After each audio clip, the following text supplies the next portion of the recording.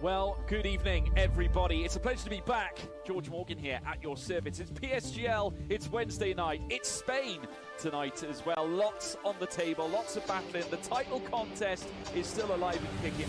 And Jack, it's only taken us 10 rounds. We're on the 11th. It's all to play for. Boromant goes on the inside and takes the lead on the final lap of the race. Now it's side by side between Boromant and Warner, but Boromant's got the inside. A guest star here in this phenomenal race. Cameron Dowd looking to take P2 in his very first PSGL F1 PC race. Incredible to say the least. You see that Putin still lead. 1.5 seconds. DRS is the name. Ladies and gentlemen, welcome back one and all to PSGL, back to season 36. And here in round 3. Apologies, we haven't got the cameras, haven't had the best of luck on technical, a couple technical gremlins we weren't able to resolve in time, so we're going to be jumping straight in. And good thing too, because we are just moments away from jumping into the quali session in good and proper. Of course, I'm joined by Nathan Richards, aka Richie. How are you doing tonight, my friend?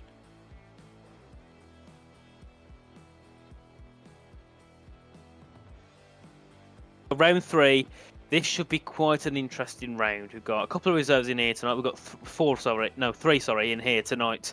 Taking the seat to drivers which aren't here, and one of them being our championship leader, Mirko Soriano, who leads the championship. Unfortunately, isn't here tonight, but we get a replacement of a bit of a wild card here tonight, being Dylan Warren, a driver who isn't normally in F2. He's normally racing off in F1, but he's here tonight to do a last to first challenge here around the Monaco circuit. So we'll see what he can do here in the likes of F2. Hasn't been here for the past 4 or 5 seasons. He's normally over in F1, so it'll be good to see what he can do and show some of the faster faces here in the F2 scene. And obviously we've also got Richard Jacobs in place for Kai Pearson and Andres Lopez in place for Nico Benz. But sat with the championship, you know, apart from Mirko, who's kind of led away, the rest of it, it's so close, isn't it? Second down to about 10, he's separated by 10 points. Yep, and it is really tight. You look at the on-screen standings here, in terms of Drivers' Championship, you're right, Soriano's got a really good lead. Only driver to have both races be podiums thus far. And no doubt, he's going to want to keep that, or he's going to want to keep that mantle, in a way. So yep, he's going to be fighting for it. Like every race that he's in, we know is going to be absolute fireworks. We are about to jump into qualifying. We are going to go trackside. But here's your driver's standings. You can see 10 points gap between Soriano and Linton. And then you can see 0 points gap, 2 points gap, 1 point gaps across the field. It is so tight between all of these drivers. So it is just as much open season for all of the drivers here as it is for us as spectators and in the commentary box. So let us know who you are keeping an eye on as we jump into tonight's session. In the constructors end of the field, we've got Alpine taking a bit of a lead here because you have got Pepinta and Linton with both with good points hauls. And Soriano, despite their brilliant performance, unfortunately, Ferrari's only third, which actually, saying that, I think the standings are slightly misordered. I'm just noticing here, I think there's been an issue in print. They haven't been reordered, so yes, that is my mistake. I was very curious. I was concerned about that because I thought Ferrari, they got 3 podiums out of 4 possible opportunities, so that doesn't seem right. They're down there, and confirmed, 38 points. They do lead the constructors with Aston Martin just behind. Then Alpine in P3. I think that maybe just have been an unlucky switch around. Yes, indeed. But Ferrari done a brilliant job so far in this season. But we're not just here at Monaco.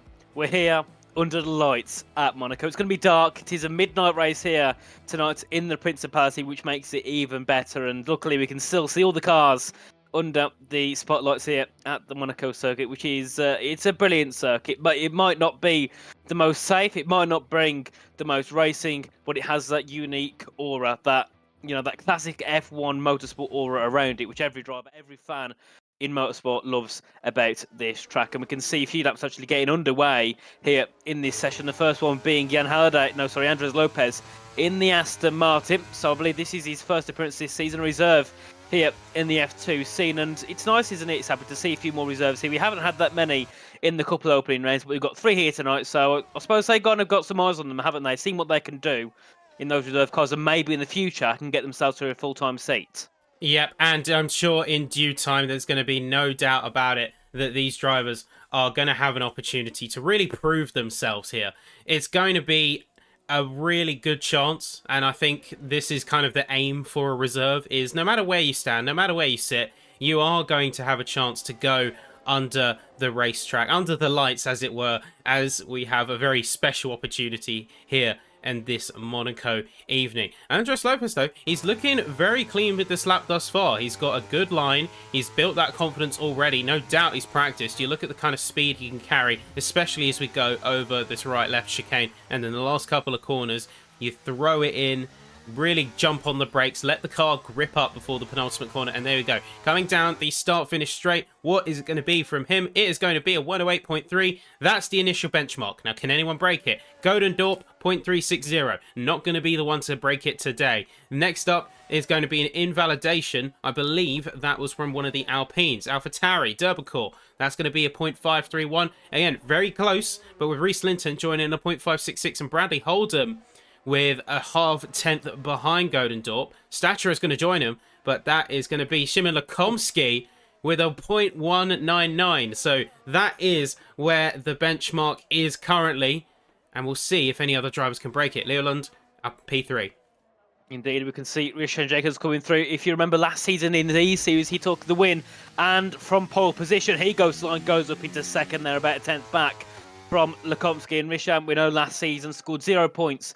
Definitely a dismal season indeed from the now AlphaTauri driver here for tonight. So we'll see what he can do here, and hopefully he can get himself a little bit higher and get himself some decent points. Obviously, he took a pole to win, as I said, in E-Series last season, and it was, I believe it was a 107.6, which is a brilliant lap time from him indeed. So we'll see if he can try and replicate that tonight. And Sergio Sobrino popping himself up into third there with a 108.328. Brilliant lap from him indeed. And a few more heading back into the pit lane. Obviously, Dylan Warren will be starting from the back, as he's told us, so he will be in 20th. Jan Harding on an out lap, along with Jos Nordijk, and also Julian Klaffenbach still in the pit lane. And talking about last week, the penalties-wise, we had quite a few. We have a qualifying ban for Valentin Talbot on his next event. He's not here tonight. Keane Godendorp got a 3 seconds removed. Jan Herde and Tycho Hardy both got a 5 seconds removed, and Kai received a 3 second, and Reese received a 5 second. So lots of penalties, and many being removed last week in Belgium. But Sappy, with this track being a little bit more straightforward, I don't think we'll see much of that here tonight. I don't think it's going to be so much less penalties as it's going to be less track extensions. I think that we are still going to see drivers maybe come to blows a little bit, especially if they're fighting for the same space of track. Remember, Monaco is so walled in as we see Jan Halliday abandon his lap. It's so walled in, there's so little margin for error that there is going to be a little bit of tussling, especially in early stages, to try and get your nose out and get your car where you want it to be. Yep. Of course, and obviously talking about people not being here as well, Nico Benz also missing out here tonight, I believe. So big shame indeed for him. Was looking to be a championship front runner at one point, but missing 2 ends on the bounce. That is looking ever so slightly unlikely for him here in this championship. But there's still many rounds left to go, so we'll see what he can do once he comes back. But a few more drivers, of course, on 8 laps right now. We've got the 2 Hasses, the 2 RXGs of Julian Klaffenbach and Jos Nordijk. Julian heading down towards the swimming pool section. Jos just heading out the final corner down towards Santa. We'll see what Jos can do on this opening lap for himself. A few cars heading out to track for 8 laps, so hopefully he doesn't get in the way, or hopefully they don't get in the way of him, sorry, as he heads his way through in towards his first set through in towards Casino at turn number 4. Just want to snap it to the right, and this part of the track here, Sappy, especially that bump there, you've got to try and avoid it, haven't you? Yeah, it's interesting. Now, I remember when I started looking at this game, started taking it a lot more seriously, I never understood why people dip to the right after that corner. Now I can see it. It's that bump. You can lose traction, really upset the stability of the car, and it is a little bit of a point of risk-reward. You can take a little bit straighter of a line, but it does mean that you lose the back end potentially. We're going to see Jos Nordijk. He has had a little bit of a rough and tumble run thus far. He did impact the wall at the first corner,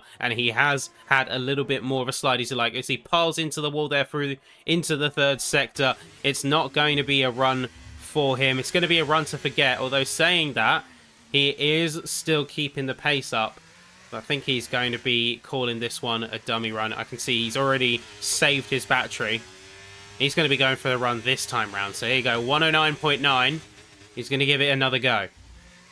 Indeed, we can see his teammate Julian coming through into the final corners. We'll see what can Julian do. Can he get himself up towards the top as he heads up to the line? What will it be for the second half? Up into P7 there with the 108.375 there, just a little bit ahead of Lenny Papinta. We've got a few more cars beginning there next laps. We've got Camel Sasha heading out of turn 1 in P9. Currently took a P2 last week out in Belgium, so we'll see if he can try and get any higher than that. Would obviously be a win here tonight in Monaco, but down in P9 in quali would make it quite unlikely to get himself onto that top step. We know it's difficult to overtake, so getting past 8 cars seems very unlikely. Andres Lopez popping himself into second there with a 108.247. Nice lap from the Aston Martin. A few more cars coming through. Leland's retired. That'll be at the exit of turn 4 at Casino, so he might have hit that inside wall, or he's gone to the power a bit too early and snapped the car, and he's hit that outside wall. So big shame, Leo Lund here. Now that is big, isn't it, Sappy? Obviously he missed last week due to a race ban, and now he's going to be DNF'd after just one run. Yeah, that's going to go bad to worse for him. He has got a good initial position, but he's not going to stay in that P6 for long. Drivers are improving. There is going to be... Oh, very nice slide from Derbacore there. Style points on the board for sure. But there is going to be some damage to his race efforts for sure. He's not going to be in that prime spot. He's likely going to get dropped out of the top 10. And that is just going to make any attempts to build momentum even harder for him. Indeed. And I'm just looking through some of these laps, and I've just watched 4 drivers in a row invalidate at the Nouvelle Chicane. 4 drivers. I think it was Matt Scrobb's points, Liam Stevens, I think it was Bradley and Lenny Papinta. 4 of them all invalidated in that one corner. So the Nouvelle Chicane not too happy with many drivers. So we'll see what that does. As we get through towards the race. Because another thing I suppose we could note is the fact, obviously, 3 warnings and then you get yourself a penalty. That isn't good at all for drivers who might be making those mistakes in terms of the track limits, because you've got, 39 laps here around Monaco. That's 39 opportunities to run wide and get yourself a penalty. So, it's a big risk, and it's going to be quite harmful to many drivers' races, I think, here in this, in this race, if they can't get used to those track limits, so they can't follow them without running a little bit too wide. But we have some more laps getting underway. We've got Joris Krozen heading up towards turn 3 and 4, Massenain towards Casino. And Joris, I think, from what we've seen from him this season, big surprise. I was expecting to see him going to be a bit of a front runner, but his qualifying hasn't been the best. His race also hasn't been the best in these past 2 races. So I think he's another driver who we should kind of keep our eye on, but he definitely needs to find some improvements in his race pace and qualifying pace here. Well, I can notice that he's leaning a lot more into sliding the car, forcing the back to get around the corner. And while that can be good for some of the low speed corners, we know that the sliding meta at low speeds is very much a thing. There's a confirmation of a restart of the lobby for illegal blocking. And that is, like we said, a little bit of a broken record. But if we do get illegal blocking penalties, we restart the lobby in order to remedy the issue. So with that all being said, I think there was also another lobby error, which will be checked by the stewards and rectified. But here we go. Joris Krozen is a little bit of it's an interesting case, Krozen is. He has made an improvement despite what looked like a very rough first sector. I'm curious to see how he qualifies. Saying that, Jan Halliday, in the background of all of that discussion, we had his eyes on him for part of the first sector, and he looks to have absolutely nailed a lap. 0.098, that's going to put him a 10th, 101 milliseconds clear of his next competitor. Indeed, that is a brilliant lap indeed from Jan Halliday to sit at the top for the Aston Martin team. We've got some more cars on their laps. I'm on board with Rish and Jacobs heading down in towards the Mirabeau section. He's down on his lap already. He's let off, so no improvement for him on this next lap. We've got more drivers on laps. They all opening up laps. We've got Camel Saturate in towards turn 4. Daniel Koya heading down in towards Nouvelle and goes straight. He's gone straight on there, and it allows one of the Mercedes of Yost to go through. So he must have made a mistake. And also an Alpine coming through and nearly blocked them on their run. So hopefully didn't get too much in the way, did Daniel. As we can see, more cars coming through now. Joost Noordijk heading down in towards Portier shortly. We'll see if he can find an improvement on that 109.9. We know that's far from, Joost's best. So we'll see him definitely find some more improvements, and hopefully for him into the top 10. But you look at the gap, only 3/10 separating first lane to 10th.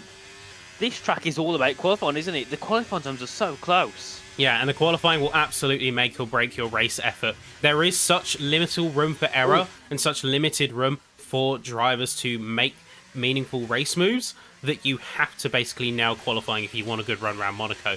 But that's also where you see the highest levels of skill. Drivers willing to push the absolute limits. And none other, right on cue, Camel Staturer and Joost Noordijk with a .222 and a .027. That's going to be fourth and first, with Liam Stevens adding to that and jumping in P3. Indeed, and Andres Lopez now into third, and we got as well Szymon Lakowski with a 2/10 improvement in the second sector. Can he try and get himself up back towards that pole position spot where he was earlier on? Reese Linton goes into P4. Where does Lakowski go? He goes back to the top with a 107.980. Brilliant lap indeed from the Williams. We've got the two McLarens heading through now towards the next section. Tycho's down on his time on a 109.0, and Daniel, as we've seen him then, just hit the wall on his lap. So also that's going to be no lap time improved for the two McLarens. We've got Bradley Holden, a 10th down in the first sector. There's a big slide as he heads down. Lenny Pinter to the top there by a 10th of a second. Brilliant lap from the Alpine. His teammates, obviously being recent, and down in P6. Not bad at all for the Race Clutch crew.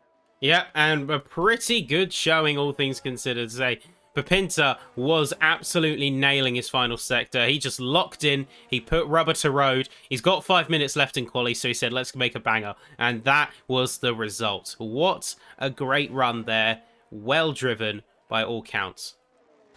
Indeed, and obviously, you know, mentioning in the chat, obviously, Dylan asked if Leo and Kean crashed. Yes, they did. Leo crashed earlier on in the session, and Kean crashed only a couple of minutes ago in the same section as each other. They've now dropped down to P11 and P12. They was up in the top 3 and 4 earlier on, but now they're all the way at, well, not the bottom, but they're getting their way towards the bottom. They drop down to P30 and P12 as Bradley Holden gets himself into that top 10 there, a little bit behind the back of Risha on a 108.299. Togo Hardy did make an improvement on his lap. He's now into P16, but he was down in the first sector, so he's also got a lot of time to give on this final run, which we've only got 3 minutes until we get underway. And we'll see who can take position or who will take pole position. But so far, anyone in that top 10 has shown pace to be on pole. It's about who can hook up the right lap at the right time. Yeah, and it is going to be a game of timing, because everyone's going to be trying to get out on that last stint. Everyone's going to want their own space on the track. So you've got Klaffenbach here, for instance. He's gone out much earlier than the rest of the field. He's going to be joined by his Haas teammate, Noordijk, in a position of power here with a .027. Curiously, I think we're going to see a couple more drivers break into the magic 107s. If you're in a 107, you are primed for a top spot, as we've seen with Pinter and Lakomsky. Indeed, I think there will be more people to get themselves into the 107s. I think I've seen people on occasion get a 107.6, 107.7. So we'll see if anyone can try and get to that here tonight in qualifying. But then, you know, I think the grid will still be quite spread out at the end. You know, I think it will definitely be quite spread out at the end of qualifying, because many people won't get those volatile improvements in. And many of those, you know, you see those down in that 15th, 16th, they've probably got 3-4 tenths to, you know, to still get on their lap times. If they invalidate, that is it done, and that is them start at the back of the grid. And yet again, another 5-place grid penalty this time for Joris. So we will, of course, have a restart at the end of qualifying. But the first ones to kind of get underway with their laps will be the two Hasses, Julian Klaffenbach and Joost Noordijk. Joost in third, Julian down in P14. Lenny Pinter also joins the penalty crew. Obviously, he's heading right now down, I believe now down in towards the hairpin section. But Sappy, I want to know first of all who in chat thinks who will get pole. But I want to know from you, Sappy, who do you think will take pole here tonight? I mean, Pinter's got a really good statement out there, but we have still got a couple minutes to go, and this could be an absolute banger of a lap coming up from Klaffenbach. I'm going to keep my eye on him. We have got a little bit of a shake-up in the standings here. Klaffenbach, I'm not sure. It looks like he impacted the wall there. I have been informed that there is a issue with the lobby, so anyone who contacts the wall at any point is going to have their lap, I guess, scrutinised and potentially affected, because the damage has been changed from reduced standard to reduced. I'm wondering if there's going to be anything coming off of that. Oh, well, I think it makes it better for the drivers if they can get less damage, but we'll see what happens as the rest of qualifying gets underway. We can see Julian now heading down in towards the Nouvelle chicane on his lap. in P14, so needs some vital improvements in these next couple of corners. He heads through there, very nice there from the Haas driver. A few cars just getting out the way as he heads in towards Tabak. Then he wants to try and rub the wall if he can, but not hit it too hard. He's up by 0.4 of a second. That puts him into the 107s already. So a brilliant lap here, underway for Julian. Can he get himself into that provisional pole a little spot? bit I think wide. there's many people also making some improvements, or at least starting their laps. Julian will be the first to cross the line at the end of qualifying. What will it be from Julian Klaffenbach up to the top? I thought he had lost a little bit of time there, but clearly he just put the grip down and he absolutely nailed it on the exit there. Even with a little bit of slides and a wider arc on the apex, he still made it work and made it work very nicely. We're going to see a few more drivers come through here. Like, for instance, we've got Andres Lopez starting a lap now. A few more drivers going to be coming through. Max Grosspointer is, I believe, on a lap as well right now, as his teammate Bradley Holdham is going to be starting. Then you got Eust. He's going to be coming across. He is going to be going this lap. I think he abandoned his last one. You know, he had an invalidation. That's the why. He had an invalidation, so that is it. Well, I think he can go again, but it depends if he's got the tyres and the battery to do so. A few more cars coming through. Rishan couldn't find an improvement. Reese Linton goes into P4. Brilliant lap indeed from him, but many times still coming through. Anyone could get pole here at this point still. Yep, it's still anyone's game here. It's still an opportunity for anyone to get the vital last chance. You got Jan Halliday, you got Pipinta.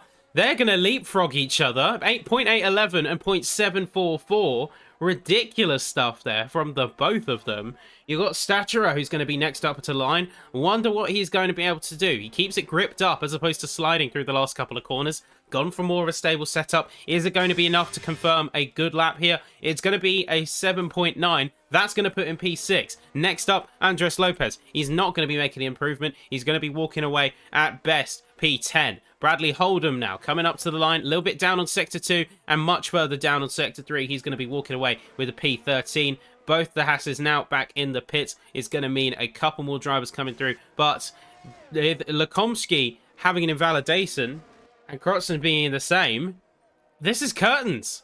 This is quali. Yeah. And we have Pipinta with Jan Halliday on the front row. Indeed, and just to put it into perspective, I spoke to Jan Halliday earlier, and he told me that I asked if he was cooking tonight, and he says 100% not. Points are the goal. Well, he's on the front row for the Monaco Grand Prix. I think now for him, the podium or the win is the goal, not just getting some points. As we can see further down, though, Joris and Lillian at the back of the grid near enough again.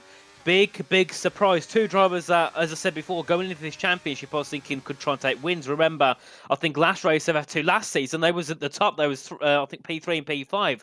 So to see at the bottom again in qualifying is a big surprise. But we can see the full classification here of qualifying, and it's Lenny Pipinta on pole with a 107.7. His second pole position of the season ahead of Jan Halliday. Julian Klaffenbach remains at the top three, followed by Shimon Lekomsky in P4, Tiger Hardy in 5th, Kamil Stachura in P6, Reese Linton 7th, Jost Ulrich 8th, Liam Stevens 9th, and Randers Lopez rounding out the top 10, followed by Daniel Carter in P11, Richard Jacobs in 12th, Bradley Holdham in P13, Sergio Sobrino in P14, Max Grosspointer 15th, followed by Kian Goldenup in P16, Leo Lund, Joris Kroos, and Lillian Debacle and Dylan Warren round out the top 20. Obviously, Dylan will be starting from the back, hence why he didn't go out onto a lap, and we will, of course, have a restart to make sure everyone hasn't got the penalties that they probably didn't deserve. Yep, and just a reminder, folks, that this is your driver's standings heading into things. So, some of our key protagonists aren't here tonight. We haven't got Siriano, we haven't got Benz, but we have got a lot of other drivers and a few reserves who are going to be stepping in to make a big impact. Well, I think the drivers dodged a bullet, because if we go trackside for a split second, of course we are having the restart, but the settings are going to be preserved, keep in mind, and what do we see other than night, rain, Monaco? Well, I presume we have the custom weather, don't we? I presume we go back to the weather in terms of what we would have had. If that's the case, we've got a wet start here in Monaco. If it's dynamic, obviously, that could be thrown out the window. But if we do have the custom weather, then we do have a wet start underway, which could be very, very interesting as they head in towards Saint Devote. In the dry, it's horrible. In the wet, it's even worse. And at night, we'll see if that adds any sort of mischief to it. But yeah, we'll be obviously having a restart before we get underway for what could be quite an exciting Grand Prix here. And we can see there the host, the key, and just leaving the lobby so we can get started with the new one. Yep, and we'll be right back with you folks after a quick word from some of our partners and sponsors.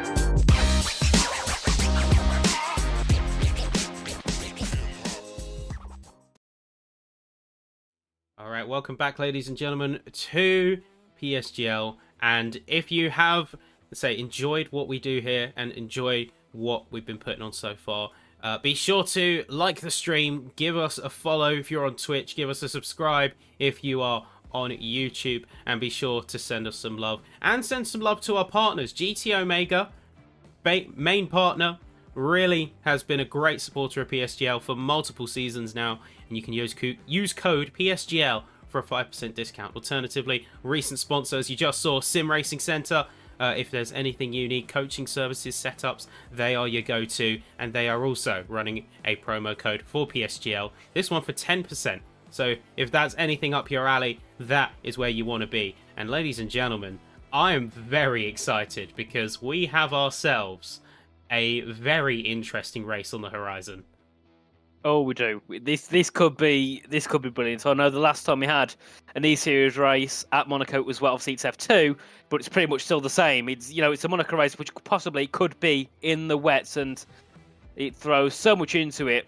And also the drivers don't really practice for the wet, so they're going now into possibly a wet race, which is a little bit different to what it normally is. So, well, I can't wait. I think this could be quite interesting, and we could see anyone win it, in the sense of it seems that in the wet you can actually make overtakes.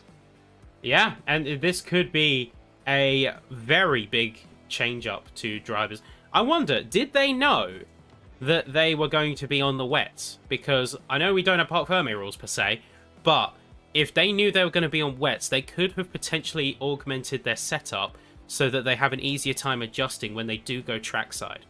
What do you make of that one? I don't know. I don't really know at all. I think it'll be quite interesting to see what they do and what they would have been thinking going in towards it. But if it's wet, sure. Well, it is wet. Look on the screen; it says we've got wet on the left-hand side, so we have got a wet start here for Monaco.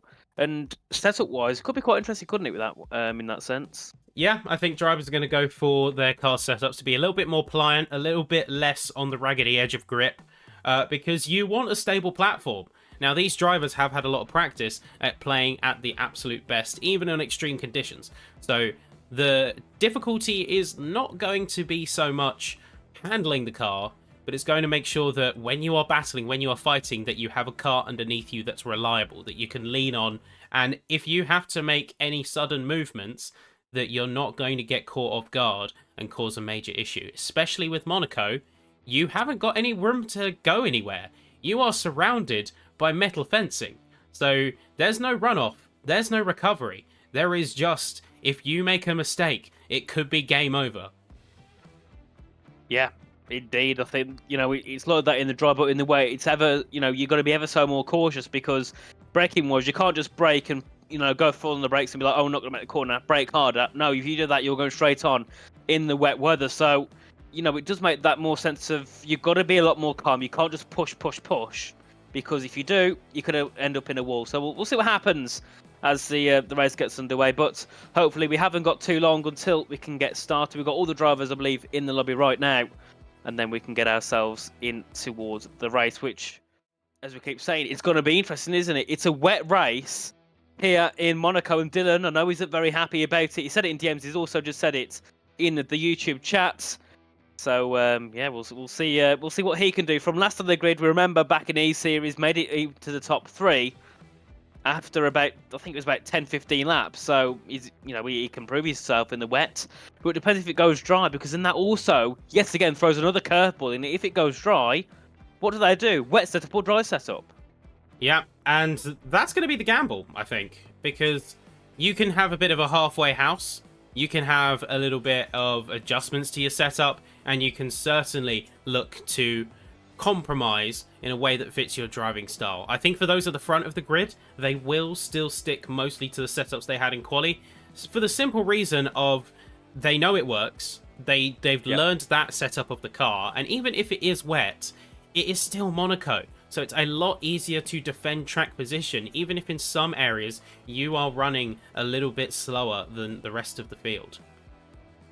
Yeah, of course. I think another good thing about having a Monaco setup is it's already very high wings. I think you're already running near enough 50-50 wings, which then makes it even easier because you haven't got to really adjust your wings going in towards the race. The other thing you might need to adjust is the tyre pressure. So I think that's where we'll see kind of the biggest won't say issues, but the biggest question marks about what those drivers will choose to do in terms of their tyre pressures. But I'm not sure why we're not getting underway just yet, because we have got everyone in. We have for the past 3 or 4 minutes, but we just might need to be having some last minute checks here by our host Keen, of course, who's just updated the lobby, so he's changed something in the settings, and then we'll be able to get our way under. I'm not sure. Is there any way we can check what the weather will be? I think we can. No, we can't. I don't have access to see what the weather could be in the session, unfortunately. So I think it's going to be wet.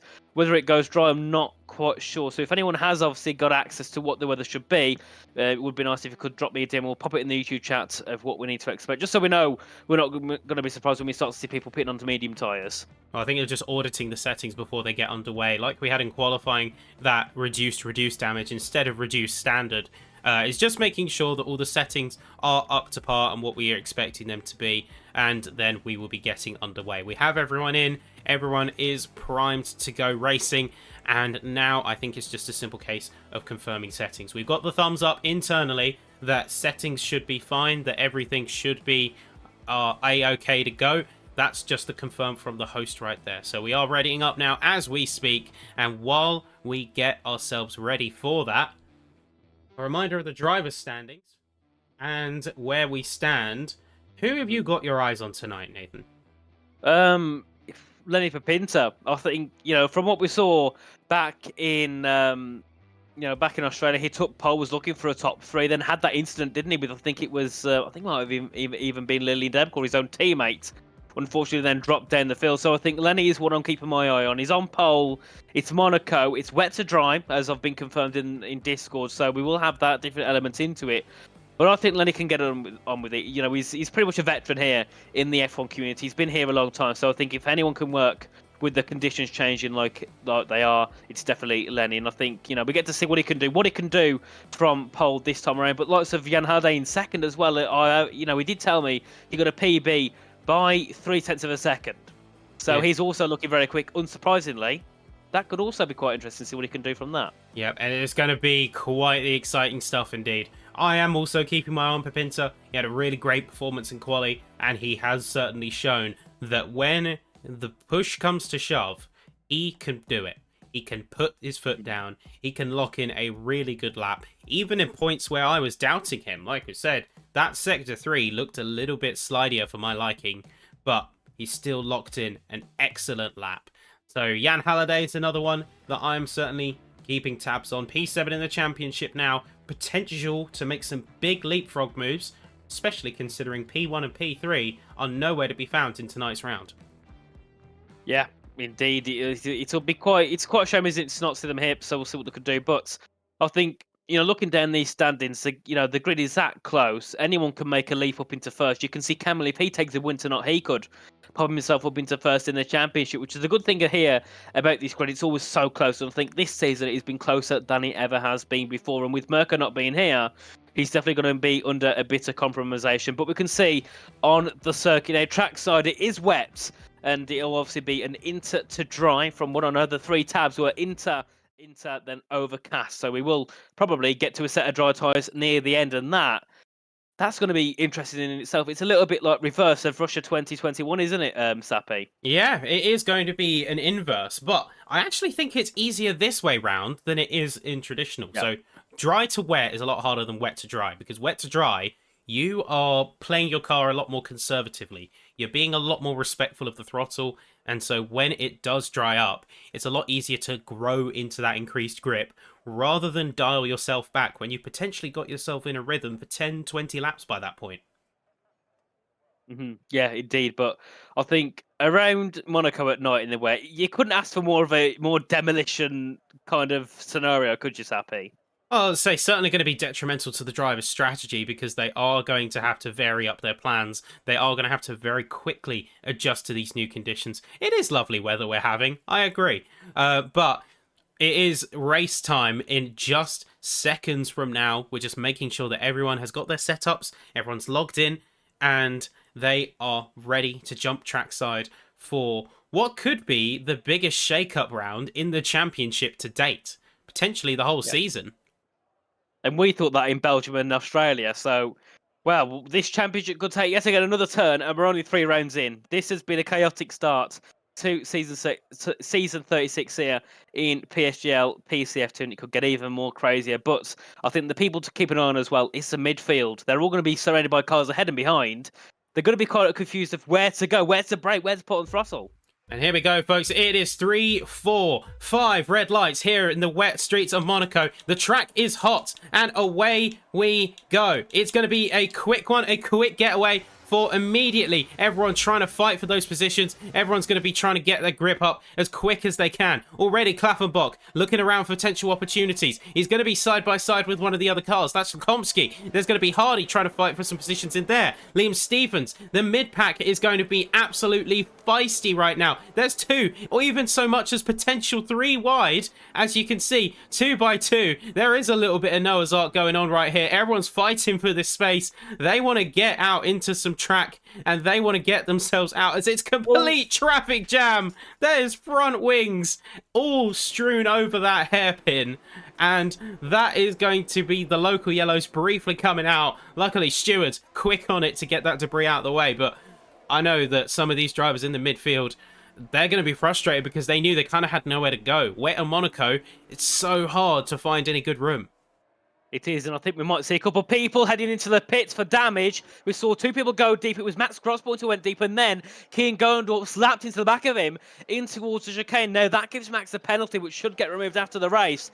But I can see multiple drivers here going into the pits to fix their damages. Obviously, they would have got quite a lot from those incidents, turning towards a hairpin, but a decent opening for Lenny Papinta to lead ahead of Jan Hardy, to lead ahead of Julian Klaffenbach. We can see Daniel Koya into the pit lane now. Bit of a dismal stop for him up in P11 now into the pit lane along with Lillian and Max. So they're pretty much now a pit stop behind, which is going to really pretty much put them out of this race unless there's a safety car here, Sappy. That's really going to damage their race strategy because they haven't got any kind of wiggle room. Short of getting an absolute stormer of a stint here, they're still going to be on the inters, and they're still going to be an entire stop down. So they're going to be coming out anywhere from 15 to 20 seconds behind the rest of the field. And even with some open track room, it's not going to be enough. Big winners from this, though, is going to be the top 3. And to an extent, Lekomsky and Hardy, because they have got basically uninterrupted track space where everyone else has been tussling and fighting for the same room. Indeed, and one person who's kind of made advantage of that is Dylan Warren up into P15 after starting last. He's had a very decent start here in the first 2 laps of the Monaco Grand Prix. You can see them head out of the tunnel back into the pouring wet circuit here at Monaco and getting back adjusted to those wet conditions. We've got quite a big gap between some of the drivers in the field, a big gap between Liam and Joost, big gap between Andres and Richard, and also between Sergio and Bradley, also between Camille and Tiger. So we can see these gaps evolving. If you're stuck behind someone, you need to get past them as soon as possible. Bradley Holden will be one who's affected here by Andres Lopez, who I believe had damage, hence why he's now in the pits along with Sergio Sobrino and Keane Godendorp. So they're all headed in this lap. That's 6 people who've headed in for damage in 3 laps of racing here at Monaco. Yeah, it just goes to show that with such close proximity, it's very easy to lose an end plate, lose a piece of your front wing, and you need to get that replaced ASAP. So that is going to be certainly a brutal wake-up call for any drivers in the midfield, that they need to find some track space. They don't want to be overzealous with their moves because they could get in trouble. Dylan Warren, he's inherited another couple positions. He did go for a bit of move in Leo Lund, but it didn't quite materialise. He did try and get alongside, and big slide from the Ferrari there. He's certainly trying to get the rear round, to the point where we might start adding a style meter to these kind of broadcasts.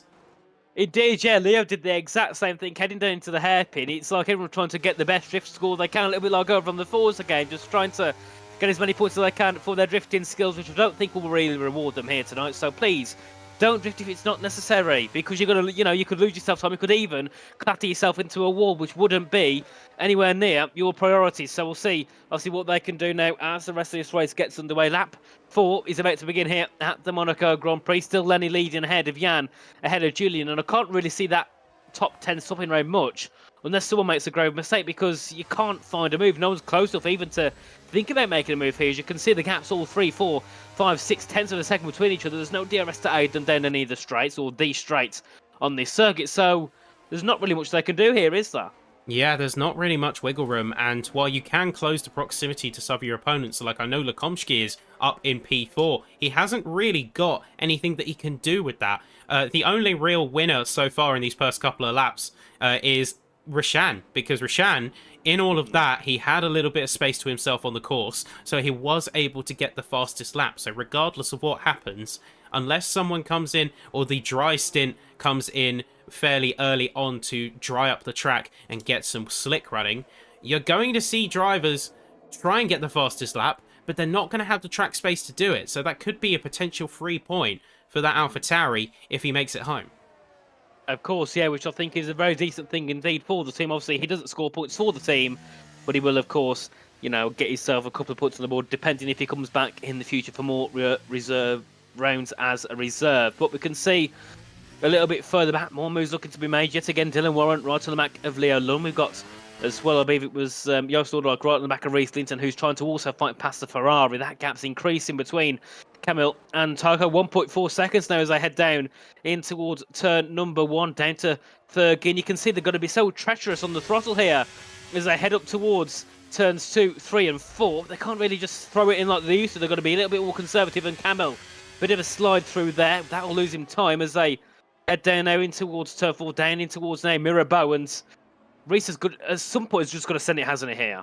Yeah, Reece is going to get impatient eventually, and he is going to try and bide his time because you want to keep yourself out of trouble. You want to force your opponent into a mistake and then capitalize rather than force yourself into where they are.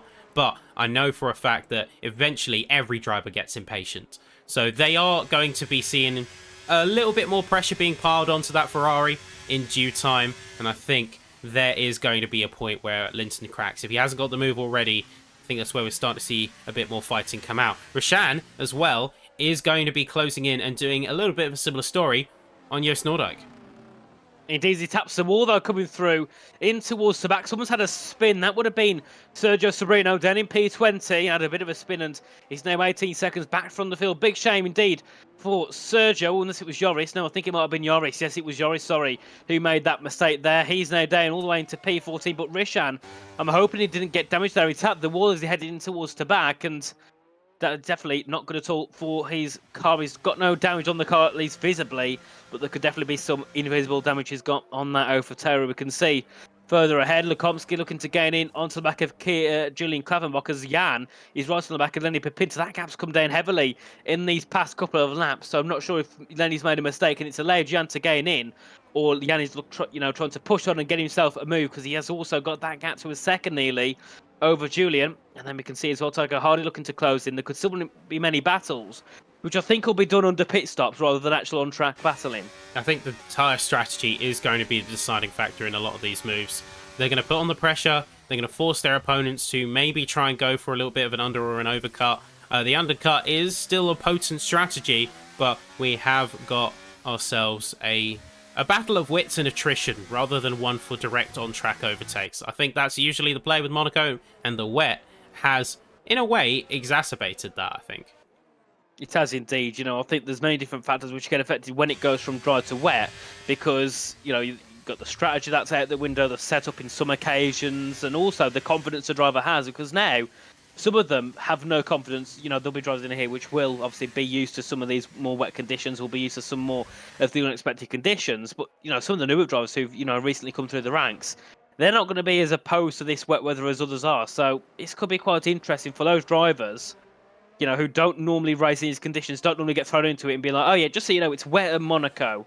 Monaco is one of the hardest tracks anyway. To be on it in the wet makes it a whole new thing. So to any driver that finishes, congratulations.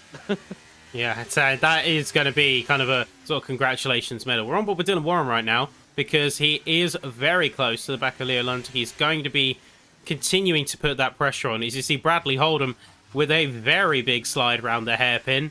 And I know we said about not wanting drifting, but it's clearly doing something for the drivers because they all seem to be committing to the slide on that hairpin in particular. Side note, in the chat, we've seen a few of them on stream. Let us know who you think had the best one. While we don't necessarily want to encourage it as a race strategy, I think it's important to reward style where it's due. Of course, I think many people have had some brilliant drifts. I think the one must have been from Lillian as well, heading in towards the pit lane. A fantastic drift from him in qualifying. But yes, so I think drifting's common in this game anyway. In the West, it's even more common, and that's why everyone is doing it down in towards that Grand Hotel hairpin. But Dylan Warren, he needs to get some moves done. He's on the back of Leo Lund. He's on the back of Bradley Holden. We're kind of holding them up from points. And Dylan, he wants to get himself into some points. He deserves higher than P13 here on this grid, but we can see as well. Leo Lund looking for a move to the outside, backs out. Well, I thought he was going to go for it then on the back of Bradley, but he doesn't. Bradley slides though. Leo gets a better exit. He pulls alongside the Sabre car. Can he get himself ahead? Dylan Warren's going to squeeze his nose and has to back out as I head into turn 4. That could have been close to well, it was close to contact. It could have been close to a DNF for one of them. It could have been very dicey there, but Leo Lund, not once, but twice, absolutely nailing the launch back onto the throttle and really gunning the car down those straights. He's done a really good job there. Joris is back into the pits, confusingly. He did go in for front wing damage earlier. It was confirmed. We briefly saw it on the screen, but he's gone back in once more. And he's not retiring because we would have seen that by now. Yeah. Not sure what's happening there in the Mercedes. Obviously, his teammates as well, Sergio Sabino, having a bit of a poor outing here at Monaco so far. And he will get overtaken by his teammates as they heading towards turn number 1. And you can see as they head out the pitch, you can see lots of Lenny Papinta heading in towards Raskas. So, it's a big shame to be that far back here in Monaco. Nearly 45 seconds back they are from the top guys. But Dylan Warren, a massive slide coming through in towards a swimming pool chicane. That could have easily gave him a DNF or at least a bit of damage after hitting the wall. He's still looking to get ahead of Bradley Holden though. Obviously you can see Leo's trying to check out from the back of the Sabre, and I think he's pretty much done it, hasn't he? Nearly 1 second gap between him and Bradley, but Dylan Warren's now, it's his turn to try and get some moves done and try and get himself ahead of Bradley and get himself a little bit higher in this race. But you can see still the gaps, Sappy, increasing ever so more slightly. As you can see, Dylan Warren though up the inside into turn 3. Oh, it's a very tight squeeze for him there, but he's going to make it work. He's going to hang it around to the side. Sauber v Ferrari. Italian stallions in their own right. And it's going to be a win for the Ferrari in the end. What a move there. That took a lot of bravery for that Ferrari, for sure. It did, but one thing it shows is there's trust. There was trust between Dylan and Bradley to battle then to turn 4 in the wet conditions. So brilliant there between those two to have a brilliant battle in that first sector, and now Dylan can try and get himself away and try and pull along to the back of Leo Lund once again, who's behind his teammate Liam Stevens. So we'll see if there's any swapping around here at Red Bull if Leo is going to be let through by Liam due to the fact Liam's looking to drop a little bit further back there. He's got a 1.7 second gap to Rishan Jacobs. That gap was, he was ahead of Rishan on lap 3, so he's lost quite a lot of time in the past 5 or 6 laps, so we'll see if Leo can catch up to him nicely. And also, Lenny Papinta has checked out at the front from Jan Halder. That gap now just over a second as they enter in towards turn 1, and then Julian still in third, sitting comfortably high. The one thing that Julian's got to hope he doesn't get today is another internet issue like last week in Belgium.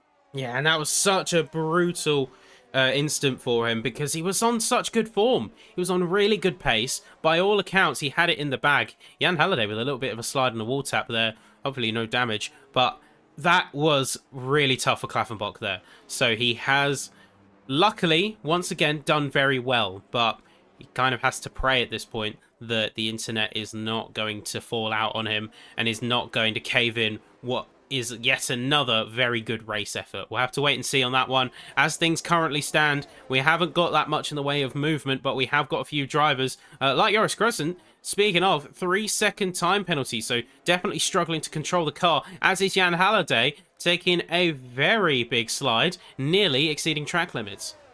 Indeed, and that's brought that gap between Lenny and Jan up to 1.7 seconds, and I'm starting to think the rain to me looks like it's reacting the same as it was before. It looks like it's come down the same, but the drivers are looking to be struggling more. So is the rain getting, a little bit worse here at the moment? Because it doesn't look like it, but the drivers seem to be struggling a little bit more now on these intermediate tyres, and that gap there between Jan and Lenny still increasing. 1.7 seconds. There is the gap between Lenny and Jan, and just been corrected in the chat. Yes, it wasn't his internet. I forgot it was his paddle shifters that had the issue. Yeah, I forgot about that. It was his paddle shifters. He couldn't shift down or shift up. It was one of the two. And he said he was thankful that I mentioned the internet because it doesn't look like he had a skill issue. That's what he said to me in DMs. And so hopefully his wheel's fixed, and whoever fixed it did it right. So he can luckily try and shift down and up in Monaco, because that's one of the tracks where you kind of need to be able to shift gears. Yep, and shift gears he will absolutely have to do if he wants to retain that podium spot. Shimon Komsky is down there in P4, and he's not going to be letting that one go without a fight. He's still keeping the proximity, so whatever happens in this race, he will be ready. I think the driver's priority at this point in time is if you are between other drivers, you keep your nose out of trouble, you try and reserve your battery as much as you can. So if the drive does potentially get dry, say about lap 20, lap 25, you'll have to see about making that judgment call. then you'll have everything you need to make some meaningful moves, some meaningful overtakes on this circuit. And we know it's going to be going dry near the end of the race. Now, do the drivers try and stick it out and go very long on the intermediates, or do you think they'll do that into stop before then, making that transition over? Because it could be a risk to stay out, but then just say under that occasion it doesn't go dry because it's only approximate weather. What do the drivers do then? Because then they could be in a really bad situation, as we do see some people, Pitt, Tygo Hardy, and Joost Noordijk, they're going to have a bit of an undercut now over the others on the intermediate strategy, and that's early. But an undercut works, doesn't it, all the time? Especially at the start of a stint. And when you've got a track like this where people can't overtake, it makes the undercut more rewardable. Yeah, we see fresh set of inters for them there. They're not going to try any crazy business going onto the slicks at this point when the rain is still coming down. I think that would have been optimistic, but one thing that we can say is that the inters are a very unique tyre. They have very interesting properties, and you can see as they start to wear down. I'm not sure if you've noticed this, but certainly in some situations, they can actually get grippier, more like a pseudo slick as they wear down, because these treads are designed to displace water. But as you wear that tread down, almost in sync with the weather changing to be a little bit more dry, you can still extract a lot of performance out of these tires. Exactly. We've seen pictures of tyres in real life after they've done 40, 50 laps in the inters. They do look like a slick with a green wall. And that's, I think that's something that can definitely happen. I'm not sure how realistic that is in the game, but I'm sure if it's any sort of realistic, we could obviously see that performance give an advantage to some drivers, and we can see Jan, Julian, and Simon Lukomski all make a pit stop. Kemmel stays out, Reese stays out with him, and then a few more also staying out. But a few more people deciding to pit, and now that makes you think, Loza Lenny could be a bit of compromisation here if this undercut works. Yeah, that is going to be potentially quite detrimental to the race strategy. So Pipinta, he is in the position of strength. He is still out on track at the front. So he has control of the race still. And with this gap in mind, I think he's trying to wait and see what the likes of Stature, Linton and Rashan do before he makes a decisive move himself. Because the last thing he wants to do is at any point have the knowledge that he's going to get stuck behind another car. Even if it is slower traffic and he's going to be in a much more advantageous tyre setup, he cannot risk being behind another car because the chances of him gaining that position are very low.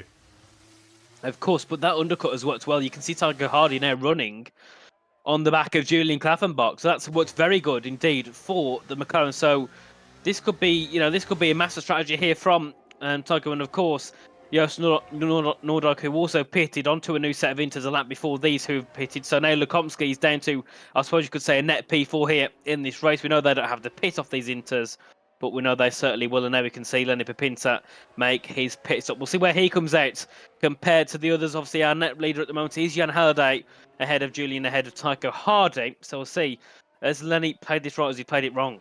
Yeah, let's see, he's going to be jumping into those pits and he's going to be coming out a couple of cars behind, but just how big is the damage? Let's see, out in P6, he's just going to beat out Jan Halliday to the punch. He's going to be coming out is it going to be the move confirmed? Let's see, is Jan going to make a move? No, it's not quite going to be close enough. So Pipinta up in P6 on those fresh inters. He's still in a good spot because you look at the stops, he's ahead of everyone who has stopped, and he has still got a fairly good gap to boot. It's not like he was having a drag race with that Aston Martin out of the pit straight. Of course, and that gap between Jan and Lenny was 2.7 seconds when Jan made that pit stop. It's now 5/10, so that gap has come down by around 2 seconds. I mean, lots of Camille, Reese, Rishan are under a lot of compromisation now on this undercut because, yes, we know normally they would make the overtake pass once their tyres get better, but in this occasion you can't do that because the tyres, you can't make a move around this circuit, so those on the overcut are under a bit of a worse position now, I think, at this point. Yeah, they're certainly going to be in a tough spot, and they're going to try and negotiate what they can do from this position. So I think these are going to be the most decisive laps for these runners who've gone on the overcar. Curiously enough, top three, they all choose to stick together. So they're going to be continuing their charge. Bradley Holdham heads into the pits. Leoland stays out. So these top four now are going to remain out on their original interset. And I think they're going to try and just extract as much mileage as they can out of it in the hopes that the surface changes and they can maybe... I mean, is it a little bit risky at this point to call when you're going to go onto slick? Oh, I think it depends what type of data they have, because we know roughly when it's going to be, but they kind of get to see around the lap time or what lap it will be when the dry tyres will come into more work. So we'll see what happens. But these here in the top 4, if Lenny can't pass them, this could be a perfect strategy still, because we know they're 13 lap older on the tyres, but these 4 here, Camille, Reese, Richard, and Leo, they're very defensive drivers. They're very good at defending. So I think Lenny could be in a spot of bother. And all those behind as well who have pity, you can see lots of Bradley Hold'em, could be under even more compromisation on in this race at these points in the race. It's 15 out of 39. They've got around probably 10 to 15 minutes before the dry tyres start to make an appearance, which relatively isn't that long if you keep yourself ahead of the other cars. Yeah, you can be a little bit more conservative and compromise in order to preserve your tyres, preserve your resources. There's also this scenario of under and over fueling, which is going to play a factor for sure. You can see 15 laps versus single lap softs, or inters I should say. It kind of feels like, I look at them for a split second, I see the tread disappearing on the older wear compounds, and I have to do a double take. I have to check the walls of them sometimes. But it is going to be a big push for these top brass. Right now, Stasher leads, Reese Linton 6/10 behind, Leo Lund a few seconds down, because we had one of the top 3 pitting in. So Pepinta, you can see Pepinta's right there, right on the back of that Red Bull, and in fact making contact with their diffuser as Lund goes for a big slide around that hairpin. Indeed, you can see Leo here trying to defend ahead of the Alpine very nicely so far. It's about how long he can keep that defence up on the back of an Alpine. You can see Lenny burning some battery just to try and catch up to the back of the Red Bull as they head down in towards the Nouvelle Chicane. We can see further ahead in our distance Reese fighting with Camel Satra. We know that Reese will probably move out the way for Lenny, but then hold up the likes of Jan and Julian. So that's one thing that those behind Lenny have got to be wary of. We could see Reese play a team game here unless he also decides to join the pit crew and go a little bit later into the pit lane. We can see Richard Jacobs pitted and came out in P12, so it hasn't really worked for him in terms of making that late pit stop. We can see, though, Reese into the pits, Leo also into the pit lane, but Camille still staying out on circuit. The only one not to pit. Well, we'll see what his strategy is here then. Well, I think he's marooned himself in a way, and he is going to be losing time. So Pepinta is in that prime position.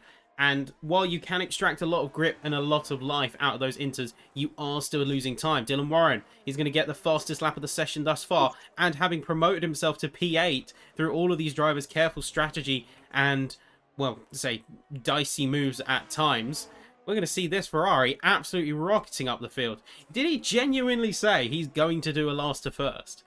Yeah, he did. He said he's going to try and go do a last to first. He said originally it was going to be testing some strategies, but that didn't quite go to plan when he found out it was going to be intermediate tyres. I'll say this is certainly a strategy test if I've ever seen one. And strategy that is, through many manner of factors, working in his favour. He's gone 20-8. Certainly the biggest winner of tonight's race. As we're coming up to the halfway point now, things are looking dicey for some and outright dangerous for others. Shimon Lekomsky, for instance, right on the back of Tycho Hardy, putting a pressure on that McLaren and is absolutely not letting up. He's been on the back of that car for a few laps now. He's just waiting for his move. He's indeed, and I think, it is difficult, isn't it, when you're a driver in this situation, because you want to make moves, but you're kind of forced not to by your brain, your engineers and the car. So you're trying to fight it, and the issue is I would end up going straight into a wall because I push it too late and then forget to brake into the corner. And we can see there Lekomsky tapping the back of the McLaren as they head up side by side in towards turn 3, and Lekomsky had to back out there but sends it round the outside. He gets inside the Casino. Can he get the move done? He goes to the inside line, bit of contact into the wall there for Lekomsky. A little bit naughty there, I believe, from Tycho Hardy. Turned it a bit early and obviously caused Lekomsky to hit the wall. He's got damage, and Joost Noordijk into the wall! That's game over. That's what we said. One mistake and it's game over. That was super dicey for Lekomsky. I thought it was actually curtains for that Williams, because by all accounts he was going to get into that wall, and now the strategy has completely changed. Joost Noordijk is out of the session. The yellow flags are out. The safety car is joining the track. And now these top runners have got a very difficult choice on their hands. Camille He is the only one yet to take his stop. So is he going to be going in, minimizing his time, or is he going to prioritize track position? Because he can conserve some vital tyre life over these next few laps. Yes, and well, it seemed Yost did what I mentioned about literally 20 seconds before. He's going to miss his braking point and forget to brake because he's looking to make a move. He did that and went straight on at the mirror bow and got himself a wheel popped off. So that is a big shame indeed for Kemmel. But pit stops being made. Julian Klaffenbach, Tycho Hardy, all these pits. Lukomsky, Dylan Warren, he stays out. So Dylan's going to be up into P3 at the moment. So brilliant indeed for Dylan Warren. Actually, no, he won't. He'll be just behind the back of Camel, I think. Has he got it? No, he's got it ahead. Brilliant there from Dylan Warren. So started last, now into third position. But quite a few people making a pit stop. Why would they pit now? Well, I think they want to just maximise their pace on the inters, knowing that it is Monaco and there will be a big time loss otherwise to those who are on younger compounds. You can see the wall still sparking from where contact was made between Lukomsky and the barrier following his attempted move.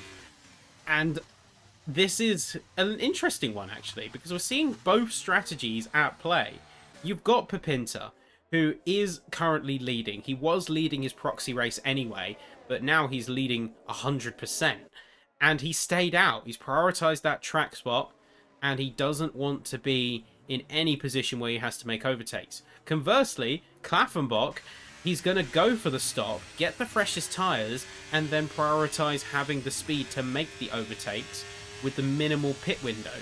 But of course, you have the trade-offs of Monaco. So just like Pepinta's going to have the trade-off of tyre life, Klaffenbach has still actually got to use that pace to get round other people. Indeed. So it's going to be quite interesting to see what him and Camel can do.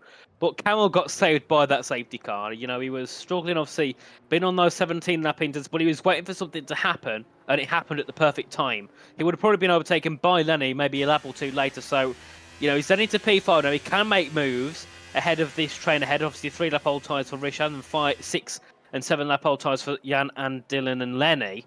So this is very good indeed for Camel and, of course, Julian Klaffenbach. But also, you've got to remember, Camel Cetra is in a title battle at this point. He's got 12 points.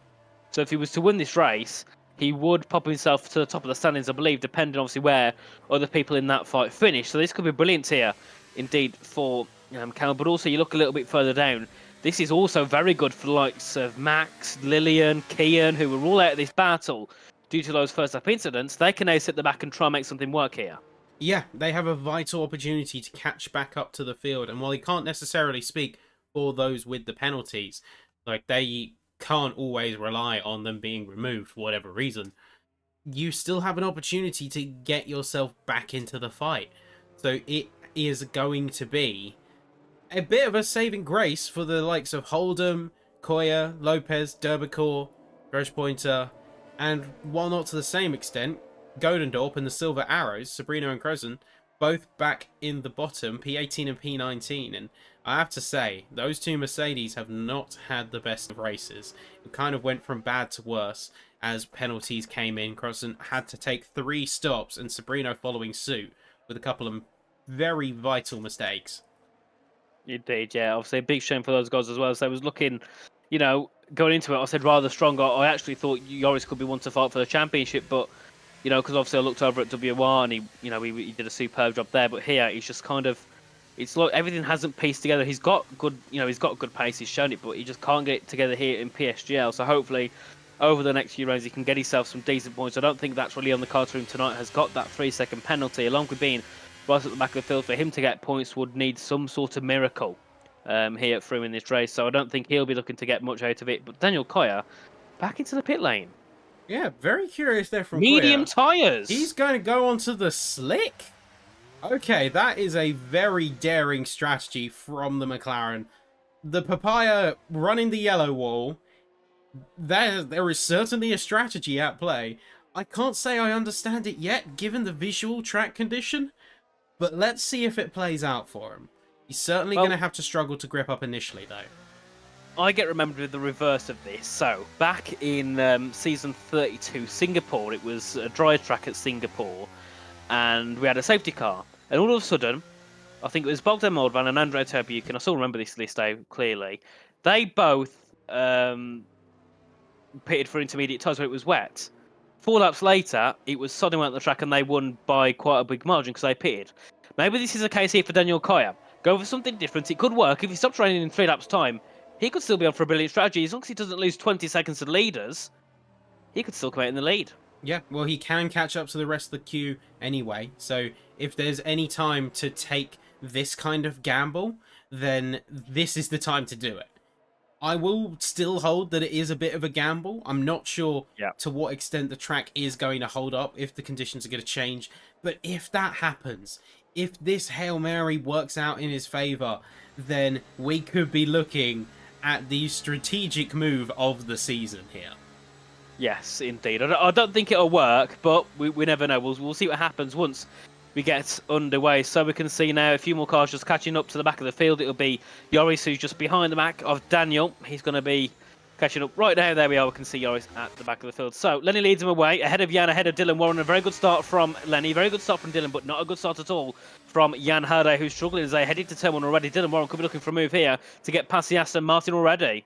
Yep, and you say Daniel Koya dropping down to the bottom of the field, so not getting those mediums to work quite yet, and it's going to be a massive tussle for P3. You've got Dylan Warren right on the back of Jan Halliday. He's squeezing for every inch of space. He's putting the pressure on that Aston Martin. Sliding is going to be that AMR, but the position will not be yielded. Reese Linton, he's going to be side by side with Tycho Hardy. He's going to go for a move as well on Klaffenbach. He's going for the overtakes. He's going for the push. He's got 1 down. Can he make it 2? You're heading into the tunnel now. Little bit of a kickback from the Alpine there, but he is committed. He's connecting the car and he's watching to see what Klaffenbach and Stevens do. Tycho Hardy! Because he could go, but Tycho Hardy, he's gone for the move back on him. He's gone for the slide into the apex of the corner to reclaim the spot. Klaffenbach and Stevens have traded places. Tycho has reinserted himself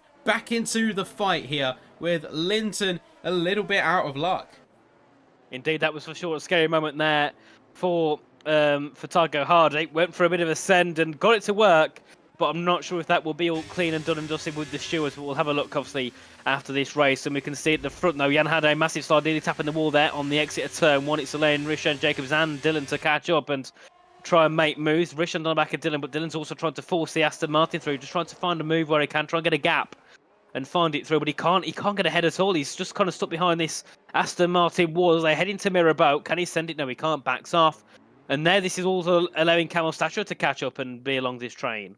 Yep, and now Camel is going to be looking for opportunities. He's right to the back of the Rishan there, to the point where I wonder if they make contact. Luckily, all front wings look to remain intact, and there's not going to be any kind of damage there. But both of the Red Bulls, they're going to be fighting alongside one another. Leo Lund's going to try and get past his teammate Leo Stevens. Reese Linton is going to capitalise on the discourse between those Red Bull cars, and he's going to be pushing hard. Bit of contact between the two, nearly going into the wall there. That is someone in the wall. That's Lekomsky. He's into the wall, the inside, and he is out. That is going to make a second safety car. We just caught it at the edge of the camera, right as we were going round the corner, looking back. But Lekomsky, I don't know whether it was him running out of room. The rain stopped. The skies have stopped. Lekomsky's out the session, and all of a sudden, the rain has just stopped on a dime. And this hasn't helped Daniel, has it? You could still see the visual effects on the ground, but the skies have just frozen. What is this race? Oh, I feel bad for Daniel now, because that would have actually worked, wouldn't it? On the slick compound, Daniel was just preemptive. He was too preemptive. If that second safety car hadn't happened, we would have seen that seasonal move. But it's going to be a complete inversion of that. Instead, everyone else is going to get the jump on Daniel. He has no choice but to jump on a fresh set of mediums. After all of that, that gamble did not work out in his favour. And now, this race dynamic has completely changed.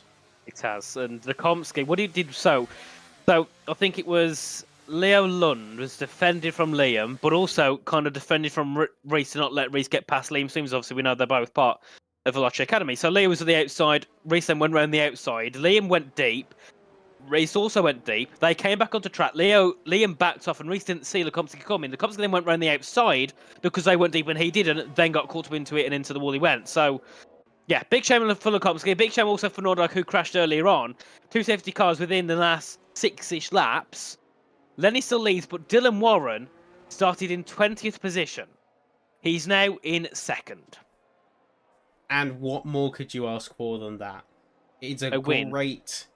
Well, a win, yes. But I mean, as far as strategy goes, that has been near perfection. The cards have well and truly fallen into Warren's hands. He's sitting P2.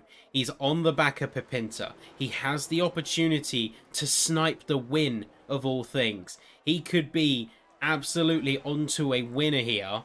The only thing that could potentially stand in his way, as we jump in and we can see still a little bit of ground effects, but I think that's a visual bug of the game at this stage. Yeah. It is going to be almost on a silver platter. The only problem is Warren has to still get past the Alpine. Yeah, and that's going to be a task in itself. Lenny's a very quick driver. He's looking to take pole to win here tonight. He's had brilliant pace on the Inters. We'll see what he can do on the slicks. So we'll see what happens between these two drivers. And also Rishan Jacobs in third. Can't get him out here for a possible victory tonight. We'll see what he can do from that third position. But Camel Stature on the soft tyres, everyone else on the mediums. That's a bit of a weird strategy, isn't it, from the Ferrari? I wouldn't necessarily say so, because think about how long the safety car is in for. You're going to have an opportunity by, say, lap 27, 28, where the car is back in. People are, yes, going to be warmed up on their tyres, but the softs still have a good grip advantage. It will get a little bit shaky towards the end of his stint, but as we've been saying a few times now, Monaco is hard to overtake on. So if he can get that early advantage, make the moves round, saying that, lap 25 is going to be when the safety car is in. So now, that is going to be Statura's chance. He's going to have to push those softs. He's also going to have to be very conservative once he's done the moves that he wants to make. But if he can conserve those tyres, bring them home, he can roadblock anyone trying to get around him and score some much needed points. Of course, as we see Lenny Pipinta now lead the race ahead of Dylan on lap 26 of 39. 13 laps of racing under green light conditions now in, of course, the slick tyres. And Lenny, perfect start, but Dylan behind looking to try and push and get ahead as a massive slide out of turn 1.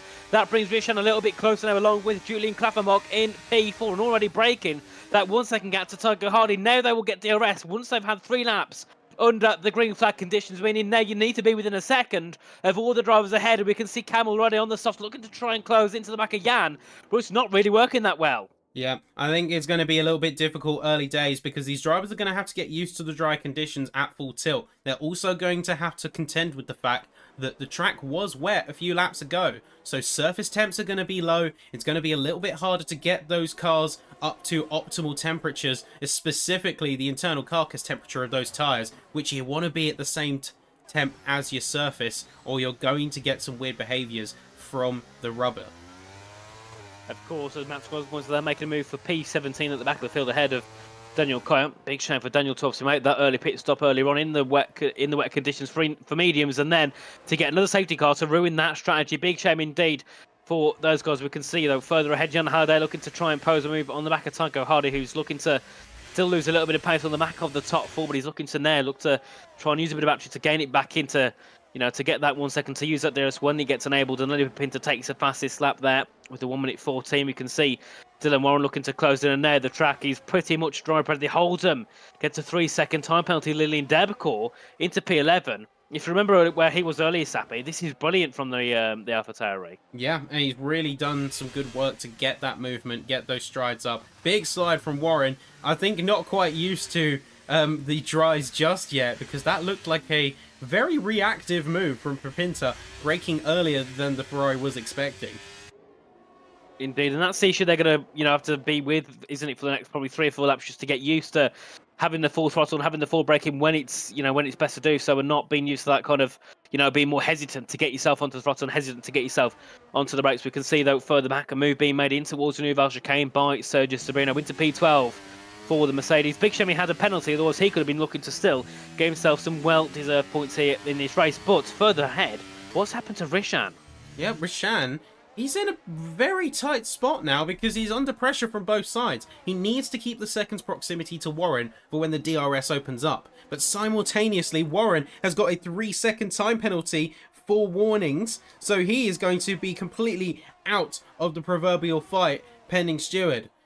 And Rishan needs to get back within that second window, otherwise he's not going to be able to get that boost on the start-finish straight. He is going to be in trouble under Klaffenbach, and he's going to have to make that crucial decision. How hard is he going to attack? How hard is he going to push to try and get within that detection zone?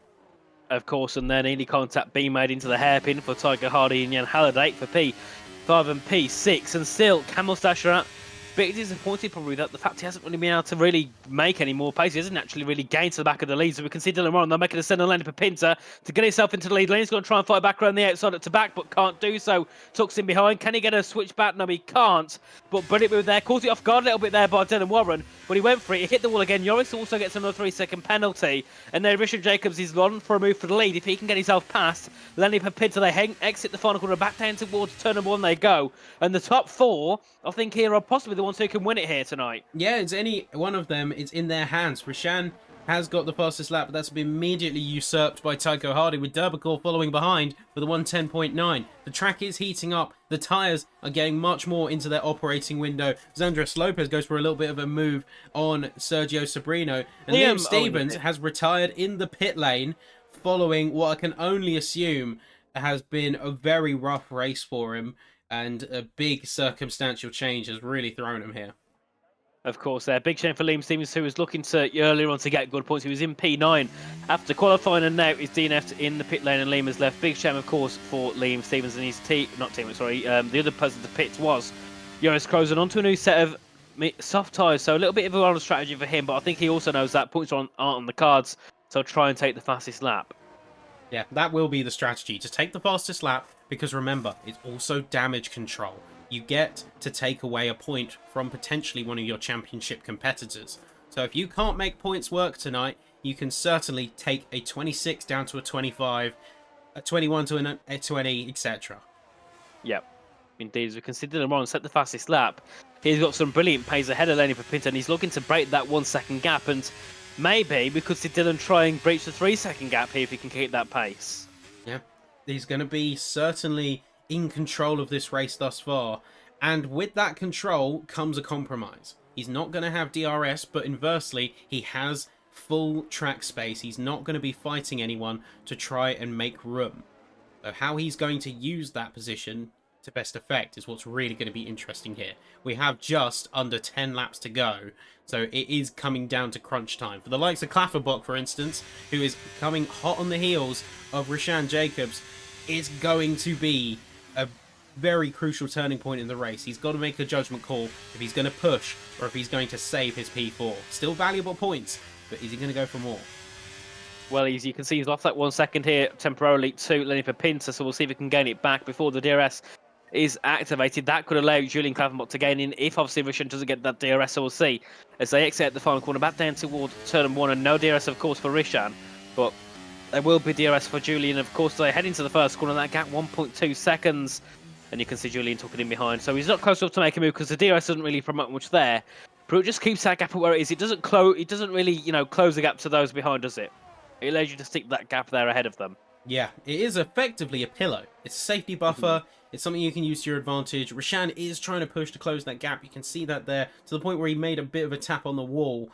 And he is really giving it his all. His driving is very indicative of that, but it's just not enough. It's not converting into those crucial tenths where Papinta and Warren are in such a power position and they have such calm control of this race situation. Joris Krozen has got that fastest lap, so he has effectively denied the point from at this stage Tycho Hardy, but I wonder if we're going to see any retakes from anyone, as Warren is still looking on that very strong pace. He's indeed looking to bridge that gap, which Lenny Papinta has done, of course, to Rishan. And now Klaffenbach is, is in prime position. If he can get himself ahead of Rishan, he could also be on for a win here. Because of obviously that gap there to Dylan. But actually, that gap's 2.8 seconds to third. Maybe Dylan can still keep at least a P2 here tonight as Julian goes for a send, backs off. That was a close one there between Dylan and Julian and Richard. But Julian, you can see he's looking to try and find the move, but just can't get himself ahead at the right time, and that's the issue he's got. Because then that gap's going to go up and up and up. You can see Max Grossporter retires in the pit lane. Big shame for the Sabre driver here tonight. Obviously having a retiree. It is a big shame. We've lost 4 drivers in this race, but then again, it's Monaco, Sappy. It's not right. We really didn't expect it, is it? Yeah, well, wet Monaco nonetheless has introduced a big shake-up for a lot of these drivers, so I'm not surprised that a few of them decided to bow out. It's the mental state as well, it's the mental game. A lot of drivers choose to bow out because they don't want to come in to the next race with that mindset hanging over them. They want to cut their losses, put this one sort of to the history books and leave them there. If you try and run a race to the end and you know that you could have done better and you keep making mistakes, that's going to carry with you, and it's very easy to get caught up in it. Indeed it is. As now that gap actually to Lenny's over a second. Can Dylan now break away? Because obviously that DRS was what was helping Lenny in that first sector just to keep with the back. The throw, but now that's gone. There's no advantage at all here for Lenny Papinta. We've got 7 laps to go. Now Julian Clavenbach looking for a move. Backs off again. He's looking for it, but just can't get it to be done. And that gap now is 2.6 seconds to Lenny Papinta. That hope of a win here for Julian is probably gone. And that's Camel Stature. What's happened to him? Yeah, Turn 1, he's gone straight on. He's gone straight on at turn 1. He's rejoining the track in the path of Bradley Holdham. Luckily, enough room between them to where there's not going to be a casualty. But big mistake from Stature there. You can see the mistakes continue to be made as he's lost his front left end plate. And he was one looking to be fighting for the championship, wasn't he? He was the one looking to benefit of the fact his teammate, Mirko, wasn't here tonight. I know that advantage has gone, and that advantage has gone straight to Lenny Papinta. Yeah, you can see he's gone to a little bit of trouble because he could potentially be his next retiree on this race.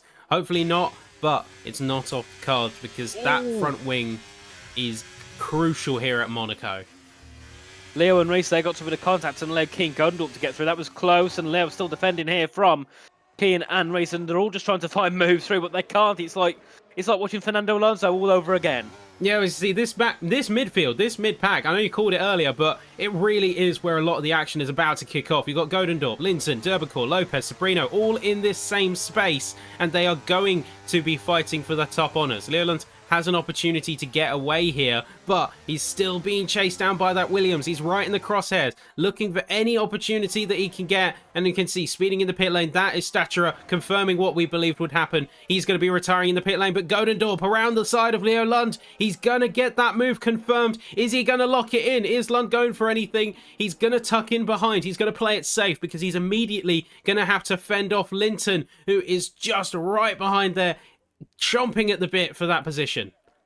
Indeed, you can see how they're defending heavily, doesn't want to lose any positions here, and recently just tapping through every corner he can, just pushing the Red Bull through, and that's obviously going to lose some time. And Jan Halliday gets a 3-second penalty, but look at that gap to Keane Godendorp, 7.6 seconds. That penalty really doesn't matter for Jan Halliday because he's not going to make any moves anyway due to where the position he's in. So he's still in a, that penalty doesn't really affect him. Yeah, the only real effect that it's going to have, if any, with those top runners is Warren will potentially lose his spot and go down into P2. But even then, those top runners are completely in a pocket of their own on this racetrack. Yep, they are indeed, and they've just pulled away, and there's nothing really anyone can do to catch up. And the only people who can make moves now, I think, in this race are the recent on the back of Leo Lund, and then obviously further ahead, Julian Klaffenbach on the back of Richard Jacobs. Yeah, we'll have to wait and see for those who say Klaffenbach and Jacobs has been a battle going for a few laps now, whereas Linton's decided that he's run out of time. He's going for that move. We've seen almost textbook what Godendorp did just a lap prior, but Lund's not having it this time. They're making contact. Side pods lock in. Tyres are being scrubbed, and that's in the wall. That's a front wing. That is serious contact between the likes of the Red Bull and the rest of this midfield pack. They're going to be going 2 by 2. It has really come down to crunch. And of course, crunching of that battle there between those two is not what we like to see. Big shame for both of them there. You could see it was intentional moves from both of them to send each other deep and tap each other in the corners. Big shame, but it is what it is, and we'll see what happens afterwards with the stewards. Well, I'm sure there'll be heavy words with the stewards after this race, and Bradley Holden's returned on circuit at the Nouvelle Chicane with a safety car! Yep, he went into the wall. He was fighting Sabrino, and he got ran out of room. Right, pit stop's going to happen here. This is going to be a pit stop dash, do people but pit or not? well, the safety car has to come in on lap 37, no matter what. So I don't know. I think we are going to see people head into the pits. I think it's going to be a soft shootout. Yep. We see 4 people into the pit lane, or 3 people, I should say, into the pits because Joris is a little bit too far back. And big shame for Bradley Holdham to retire on lap 35 of 39, 4 laps to go. And that is it done for him. But look at what has it done to Dylan Warren now. That has ruined his strategy. Yeah, no matter what happens now, he's going to get demoted out of the podium, I think. I think he really has run out of options. 3rd safety car, and to think it was going so well. The first 2 safety cars played into his hand near perfectly, and this one has seemed to take that right back. So that 3 seconds is proving very detrimental here. Indeed it is, and well, we'll see what happens to Dylan afterwards. After this race, we'll see where he drops down to. But obviously, lots of Jan and Keane also with penalties. Definitely not going to help them at all in this race. And we can see the safety car obviously going in, which allows these front runners to actually make a pit stop here. Well, we're about to see as Warren stays out. Warren stays out. They all do. They all stay out. We're not going into a soft shootout. Tycho Hardy, Jan Halliday also make a pit stop. Ooh. I think interesting tactics. I think Warren kind of knew that whatever he did, he would be losing the position anyway. So he might as well play Monaco to his advantage with the track position and not risk going into the pits and potentially being leapfrogged by the likes of Pepinter. If Warren stayed out, as he did, Pepinter had to stay out too, because he has to follow the rhythm of his main competitor on the track space. Yep, of course, and we can see racing's ahead of Tycho Hardy. Tycho Hardy's allowed back through because of an illegal overtake there from Linton. So Tycho actually could be on a very good... Tycho's on for a podium here, I think, or at least a P4. Well, he could definitely get himself within the top 5. I don't think that's out of the question, because Godendorp and Warren are still having to contend with those penalties. But my worry is the safety car is going to get called in just a few corners' time. I don't know if all of these drivers are going to have a chance to catch up to the queue. There you go. That is the call. Safety car in this lap. So Warren is going to try and get away as fast as possible before the rest of the field can catch up. Hard-coded into the game, the safety car has to come in 2 laps prior to the race finishing. We have to have those runs before the checkered flag falls. So there you go. The car is in. As predicted, Warren is on the throttle as quick as he can. He doesn't want those back markers to be catching up, and they're going to be going full race pace right away. Pepinter's pushing. You got the... I think that's Sergio Sobrino coming out onto the track right in the middle of all of these top racers who are fighting tooth and nail for these last couple of positions, and just a lap and a half to go.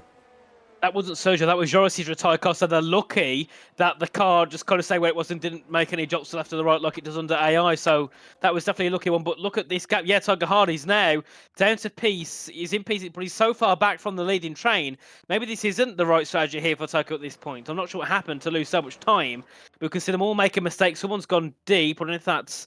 No, that's the retired car, of course, of Joris Krozen down at turn number, down at the exit turn number 5. But we can see Julian Klavenbach, and can he try and make a move ahead here of Richard Jacobs? Because he was on the back before, but now he's got even more chance to do so. And they head on to lap 39 shortly. 1 lap shootout here. Well, if anyone's going to do it, that's going to be Linton out. What's happened there?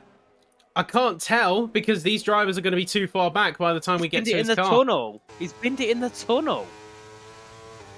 Yeah, the retired car's on the exit. Yeah, he hit the wall in the tunnel, so he is going to be out. Of course, no safety car because we are on the final lap here. And I say, for the likes of Klaffenbach, Jacobs, Pepinter, and Warren, they know that it is now or never. If they're going to make any moves, they need to do it, and they need to do it now. Tycho Hardy is going to get, by this point, he's going to inherit the P5 from Godendorp, but because the safety car had to come in on 37, he's not going to get the opportunity to go for anything higher. But Klaffenbach does go for the move. He's on Rishan Jacobs. He's got it into this hairpin here. The fastest lap is dropping. It's going to go to Leo Lund's hands. And here we go. This is it. This is it. So the final lap, the final few corners left in this race, and Dylan Warren looking to take triumph here in Monaco and take victory on the circuit, but will lose positions due to those penalties. So a big shame indeed here for Dylan. Could have been a last to first, but it will most likely be a last to around P4 or P5, and we can see Lenny in second, tries to hold on now ahead of Julian. He will get the win, Lenny will, at this rate, but we can see Dylan now heading down into the swim pool chicane for the final time here in this race, in towards Larasca. Started last on the race without a qualifying lap, and he'll come home to take that first position. Dylan Warren here at Monaco will take victory under the lights. Brilliant race from him, but it will be Lenny Pinto that takes the victory due to penalties, ahead of Julian and ahead of Rishan Jacobs. Brilliant, and naturally, no, Dylan got the position, so it was Dylan in third ahead of Rishan, ahead of Tycho Hardy. Well, it wasn't really the best finale, but it could have been anything happening on those final laps, and the top five, brilliant, absolutely brilliant. And you look at the gaps there, like what King Gundorp has, he had that incident at the start, was at the back of the field with a penalty, now in the top 6. Yeah, and it goes to show just how many drivers did retire as well. They didn't make it to the end of the race, whether that was on track terminal damage or that was a case of going into the pit lane. Goes to show it's worth sticking it out, because we saw, as you said there, Godendorp now sitting in P6, sitting very strong, and certainly going to be walking away with a healthy dose of points that he's not going to exactly have a problem with. But here we go. Here is your standings, and here is your final results here for the Monaco Grand Prix. We have Lenny Pinto taking top honours with a beautiful race. Well done from him, executed in the Alpine to near perfection, and he's going to be taking away that spot. Pole, win, almost perfect weekend. Klaffenbach is going to be in second in the Haas, with Dylan Warren starting in P20, and even with the penalty, he still manages to make it P3 by the end. So excellent drive from him too. Really a statement of prowess, and it's awesome to see these kind of drivers making their mark on the scene. We've got Rishan Jacobs and Tycho Hardy P4 and P5, with Godendorp, Jan Halliday, Andres Lopez, Lilian Derbacourt and Daniel Koya closing the top 10, with Leo Lund, Sergio Sobrino, Reese Linton, Joris Krozen, Bradley Holdham, Kamil Stacherer, Max Grosspointer, Liam Stevens, Shimon Lekomsky and Jus Nordijk, with the everyone up until P12 not making it to the checkered flag, unfortunately. Yeah, but many drivers DNFing here in this race. But championship-wise, this is brilliant here for Lenny Pinto. Was on 16 points, on 8 points before, sorry. Now on 16, I believe. Unless I've got that wrong. So he'll be, 16 today. So we've been around 20-ish points. So this could be now a championship charge for Lenny Pinto. He took that one race where Mirko wasn't here for him now to get himself possibly into a podium, into a, maybe top 3, top 4 position in the standings. Yep, and a reminder of the standings before we hopefully get someone, or at least a few of the drivers, in for the interviews. This is where the standings are at point of round 2. So we've got a few drivers who are going to be some big winners. We're going to have some drivers to be big losers. Like Reese Linton had a key opportunity to assert himself in the championship here, but it didn't go his way. He didn't make it to the end, and so he is going to be remaining stagnant. The likes of Tycho Hardy, he's going to be walking away with some benefits, and then you've also got a few other drivers who have really made a statement, like Godendorp, P6. That is going to be a very nice wad of points. Those 5 points are going to make quite a substantial hit on his championship run, and he's going to be a lot closer to the top now. And of course, you can do a little bit of quick maths for yourselves in the chat, and I know for a fact that a few of them are going to be making some big jumps. We're going to see if anyone is going to be around for some interviews. I know that we've got at least one driver, but we will go and see if there's any more. We want to talk to our top 3. We have got Dylan Warren waiting. We'll see if the other 2 also want to appear before we bring him in. Well, we might as well bring Dylan in now. Have a quick chat with him while we wait for the others. So we'll bring Dylan in. Dylan, welcome in, mate. Can you hear us? Yeah, I can hear you. So, last to first, pretty much, but you got the penalty. Was it a legit penalty in the end, or...? Yeah, unfortunately. I got 2 warnings sat behind Leo, and then the one when the grip came back is just not ideal. But yeah, it's legit. So we can pretty much say last to first on track at least. You wouldn't have gained that much time by obviously having that 3-second penalty, but I think overall valiant effort, started last, and well, the strategy didn't quite go to plan, did it? It wasn't really a strategy on the dries. It was more wet to into to dry, and in the end, do you think it was based off kind of luck? In the end, obviously, with all the safety cars and stuff happen, you couldn't really predict what to do, could you? I mean, yeah, that definitely helps. And to be honest, we didn't really expect it to go dry. But I mean, I was glad to just do anything. So there's no point. I mean, not really in the championship. Not trying to be in the championship either. So I might as well just go for whatever. But I mean, even with luck, there's also pace. Like, I'll be honest, but yeah, it's just not ideal. And do you reckon that obviously with that penalty, obviously you tried to bridge that gap to then you got to about 1.7 seconds, and that safety car came out. Do you reckon you could have got to 3 seconds? Yeah, I definitely would have. Like, I even lost 6 tenths, and apparently on safety car was 1.9 as well. So 5 more laps, drop off, which is my favorite part, or not favorite part, but the best part of any stint of any track of any race I do, especially Monaco, where it's like magnified. Yeah, probably, but I mean, well, we'll never know. I guess safety car, 3 laps left. Yeah, he definitely kind of ruined any chance of obviously securing that win with that penalty. And I presume we won't see you again this season. I think it was a bit of a one-off, wasn't it? Yeah, a little bit.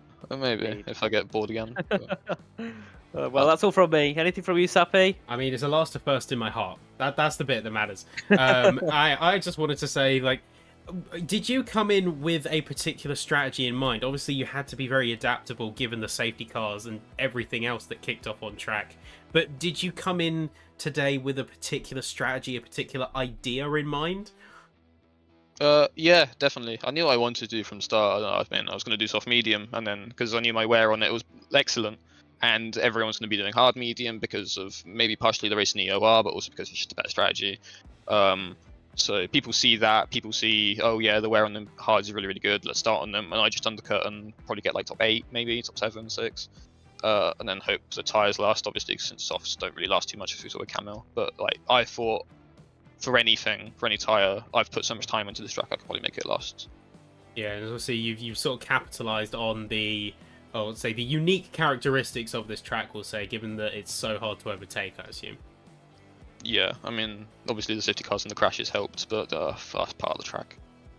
We'll say excellent stuff today, mate. And yeah, coming on from P20 to eventual P3, excellent job. I mean, potential to see you any other point in the season, potentially. Is there any other track on the calendar that you would say, if you had to pick one more track to drive, what would it be?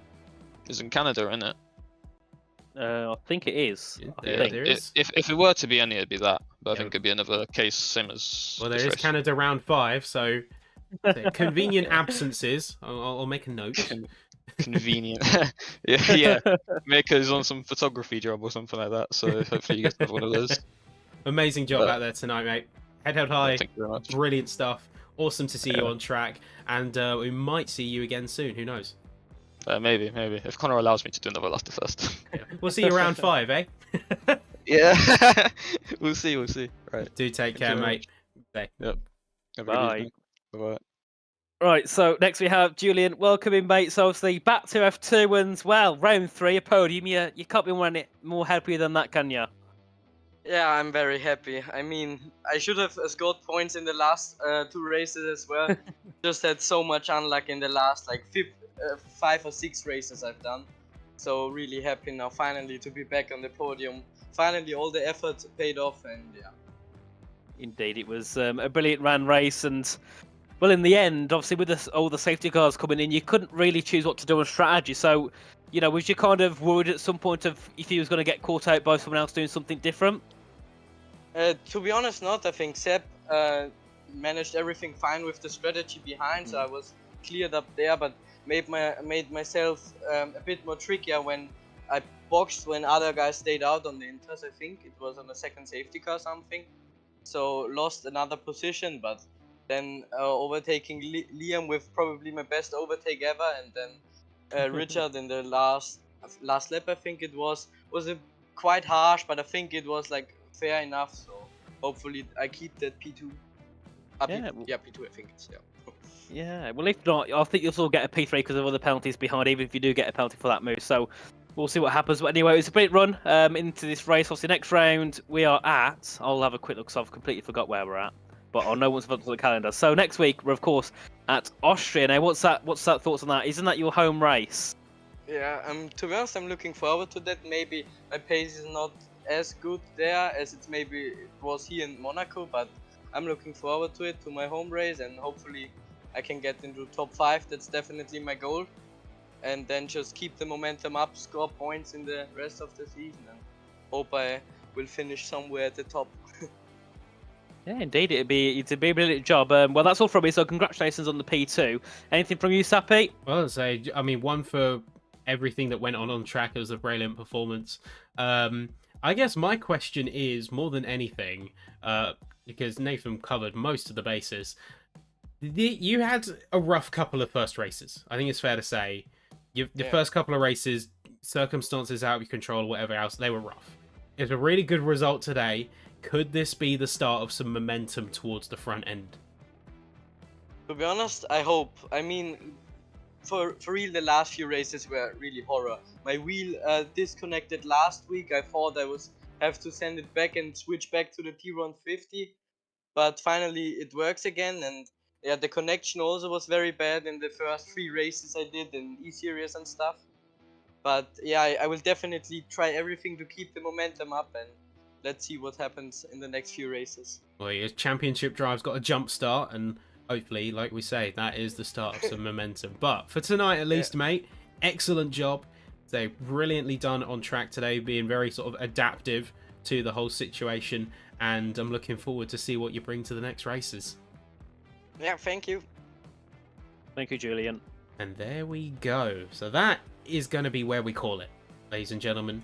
We're looking forward to the next couple of rounds. We have ourselves quite a good calendar. It is going to be, as said, Austria next one. And despite being one of the, I guess, simpler layouts on this calendar, it's still one that is quite challenging for its verticality, I'd say. What say you, Nathan? What's your opinions on Austria here? Oh, it's going to be interesting, isn't it? I think the track itself, the lap times, yet again, it's one of the shortest lap times on the circuit, on the calendar, sorry, around a 1 minute 2, 1 minute 3. So I think qualifying will be extremely close. I think if we get a wet qualifying, it's going to be even better. But I think a dry quali, it's going to have the whole grid probably separated by no less than half a second. I think the whole grid, maybe apart from a couple of anomalies. And then go into the race, strategy is key, because around there you can make overtakes. We know you can make overtakes. So that's where you see the undercuts and overcuts really come into play. Because all you need to do is burn your battery down one straight, and you can make a move on 3 or 4 cars. Yeah, and that is going to be where the big decisive points of that race lies. But as it stands for now, we've just had round 3. We'll see you next week for round 4, folks. Keep it here at PSGL. Make sure you're subscribed and followed. Make sure you're getting involved. Discord, social media, any one of those, get stuck in. Check out our partners over at GT Omega and Sim Racing Centre. Use code PSGL for a discount, and we will see you next week for the Austrian Grand Prix here in PCF2. Championship is about to go in a very different direction after tonight's race, and I, for one, am very much looking forward to seeing it. Yep, same here. So thank you everyone for joining once again, and we'll see you again next time. Goodbye.